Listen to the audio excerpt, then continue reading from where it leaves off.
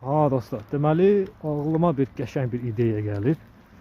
Onu dedim sizlə də bölüşüm, xəbəriniz olsun da, yəni vaxtında. Deməli, indiyə kimi bilirsiniz ki, mənim 7-8 dənə TikTok hesabım bağlanıb. Deməli, öz adımdan açırdım, kanalın adından açırdım. Xeyri yox idi, yəni yenə bağlayırdılar. İndi təzə bir ideya gəlib ağlıma. İlham Əliyevin adından bir profil açıram. İlham Əliyevin videolarını paylaşıram. Ondan sonra kanal biraz qalxandan sonra götürüb açıram oradan canlı efir. Mehribanın ağzına verirəm. İlhamın bığlarına soruram. Bığlarının üstünə belə xutarıram. Trollar düşəcək şoka ki, a kişi bu kimdir? Bu kimdir? Bu neyinir?